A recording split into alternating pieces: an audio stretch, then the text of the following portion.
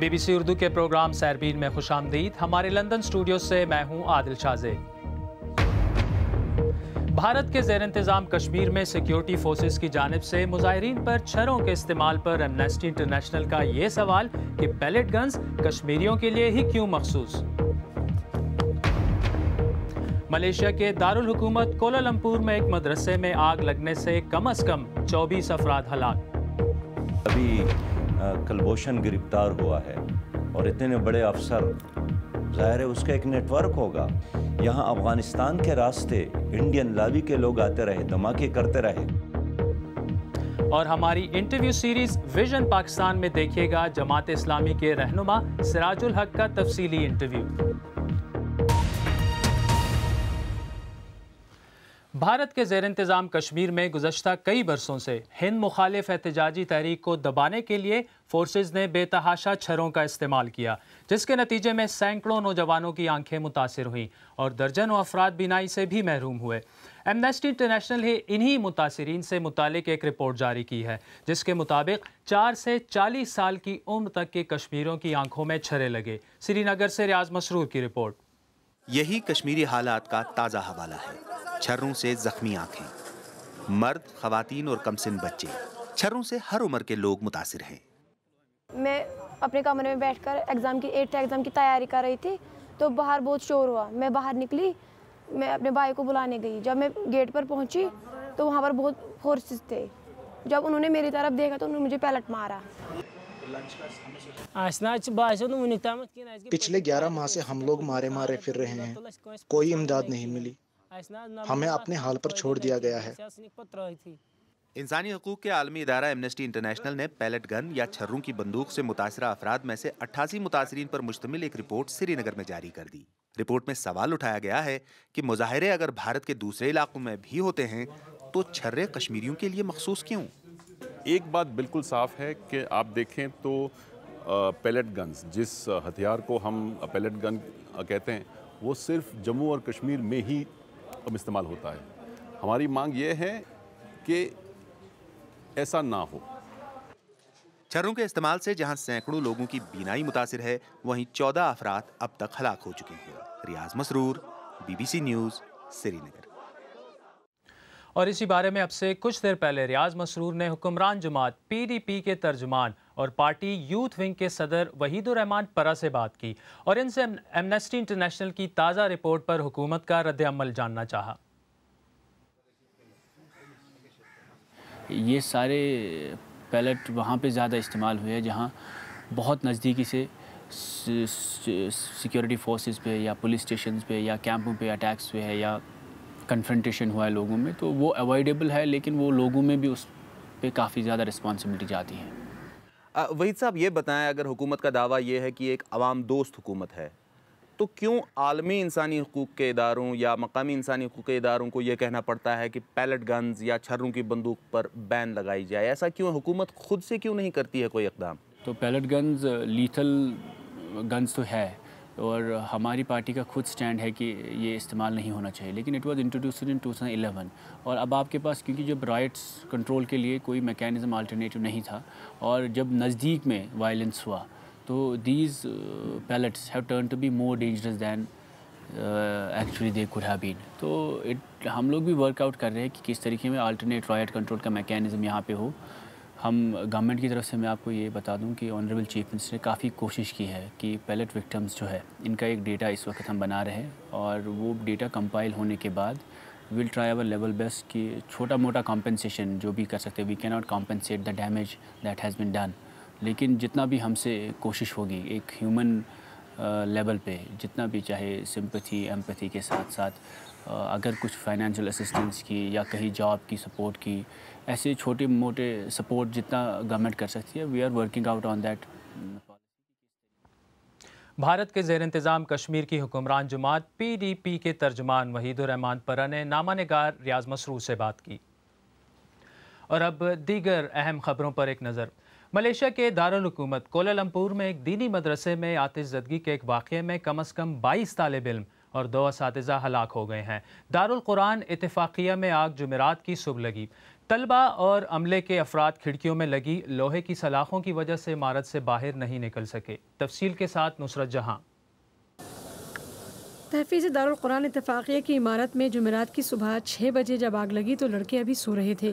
پڑوسیوں کا کہنا ہے کہ ان کی آنکھ لڑکوں کی چیخو پکار سے کھلی جو دوسری منزل کی کھڑکیوں سے کودنے کی کوشش کر رہے تھے، لیکن کچھ کھڑکیوں پر سلاخیں لگی ہوئی تھیں۔ مدرسے کے کئی طلبہ نے ان کھڑکیوں سے کود کر جان بچائی جہاں سلاخیں کمزور تھیں یا نہیں تھیں۔ ہم زور لگا کر سلاخیں توڑ موڑ کر کھڑکی سے نکلے اور پانی کے پائپ کے ساتھ لٹک کر نیچے اتر گئے۔ اس وقت ہمیں کچھ سمجھ نہیں آ رہا تھا۔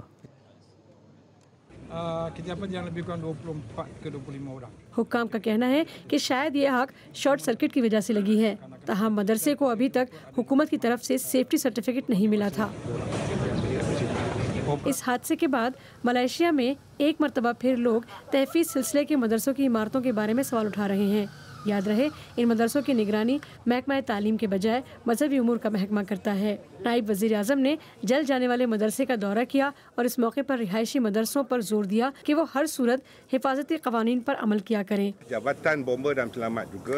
فائر سیفٹی کے ادارے نے خصوصی تربیت کا بندوبست بھی کیا ہوا ہے تاکہ ان مدرسوں میں رضاکار موجود رہیں، لیکن کچھ مدرسوں کا خیال ہے کہ ہم ان کا اختیار اپنے ہاتھ میں لے رہے ہیں، حالانکہ ہم تو صرف حفاظتی تدابیر کی بات کر رہے ہیں۔ اس حادثے کے شکار ہونے والے لڑکوں کے خاندان والوں کے لیے شاید آج ایک ہی پیغام دیا جا سکتا ہے، اور وہ یہ کہ ان کے اولین ترجیح بچوں کی حفاظت ہونی چاہیے۔ نصرت جہاں، BBC نیوز۔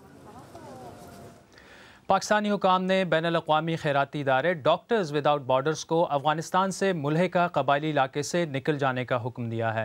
MSF کے ترجمان کا کہنا ہے کہ حکومت نے انہیں کرم ایجنسی میں طبی سہولیات فراہم کرنے سے روکتے ہوئے قبائلی علاقوں میں کام کرنے کا NOC دینے سے انکار کر دیا ہے۔ امریکہ میں ڈیموکریٹک پارٹی کا کہنا ہے کہ نوجوان تارکین وطن کو امریکہ بدری سے روکنے کے معاملے پر ان کی جماعت اور صدر ٹرمپ کے درمیان معاملات طے پا گئے ہیں۔ نینسی پیلوسی کے مطابق دونوں فریق بارڈر سیکیورٹی کے ایک نئے معاہدے پر بھی متفق ہو گئے ہیں۔ 15 ماہ قبل ممنوعہ ادویات کی استعمال کی وجہ سے پابندی کا شکار ہونے والی ٹینس سٹار ماریا شریپووا کا کہنا ہے کہ ان پر الزام لگانے والے حقائق سے آگاہ ہی نہیں ہیں۔ BBC سے بات کرتے ہوئے ماریا شریپووا کا کہنا تھا کہ انہوں نے ڈوپنگ سکینڈل کو پس پش ڈال دیا ہے۔ آئیے دیکھتے ہیں کہ ہماری ویب سائٹ bbcurdu.com پر آپ کی دلچسپی کن خبروں میں ہے۔ مردوں کے مقابلے میں خواتین میں سیکس میں عدم دلچسپی کا امکان 2 گنا زیادہ۔ ٹیکسس میں سمندری طوفان کے بعد ساحل پر عجیب و غریب مخلوق نمودار۔ اور سعودی عرب میں انٹرنیٹ کے ذریعے کال پر پابندی 20 ستمبر سے ختم۔ ان خبروں میں آپ خاصی دلچسپی لے رہے ہیں۔ آپ BBC اردو کا پروگرام سیربین دیکھ رہے ہیں۔ پروگرام میں آگے چل کر دیکھیے گا پاکستان میں جماعت اسلامی کے امیر سراج الحق کا خصوصی انٹرویو۔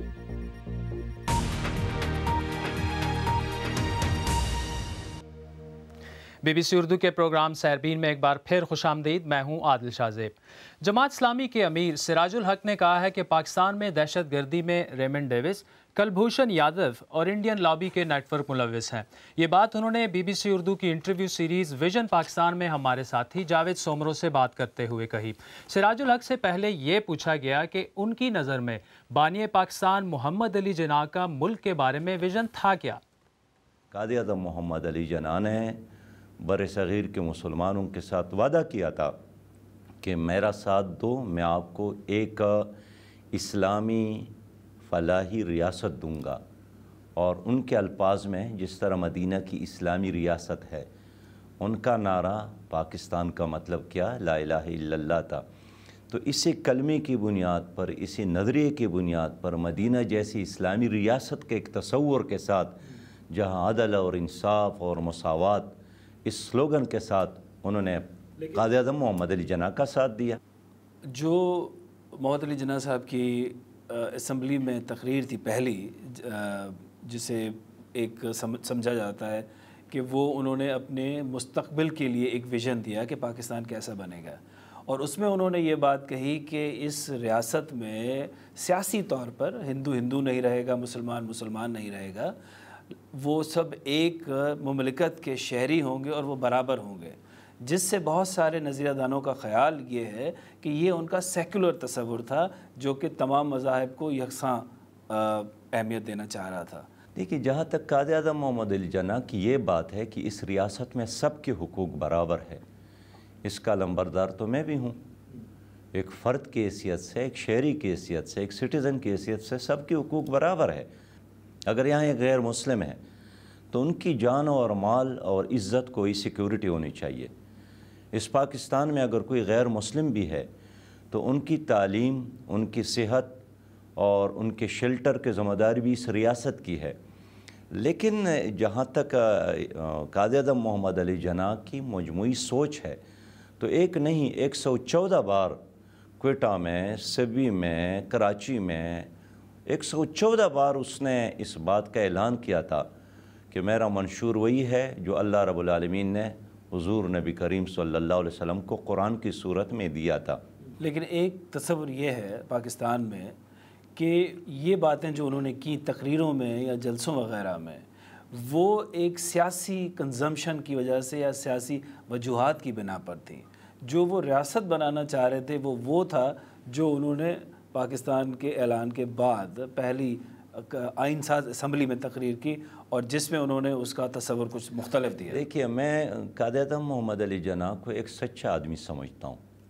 بعض لوگ کہتے ہیں کہ نہیں، یہ ان کا ظاہر تھا، جس طرح آپ کے کویسچن سے ظاہر ہے کہ یہ جلسوں میں لوگوں کو موٹیویشن کے لیے یا بیوقوف بنانے کے لیے، میں اس پہ بلیو نہیں کرتا ہوں۔ بیوقوف کی میں خدا نخواستہ نہیں کہا، یعنی میں یہ سمجھتا ہوں کہ وہ ایسے آدمی نہیں تھے کہ وہ لوگوں کو دھوکہ دینا چاہتے تھے۔ وہ ایک ریئلسٹک آدمی تھے اور وہ جو اپنے اندر تھے ویسے ان کے باہر تھے۔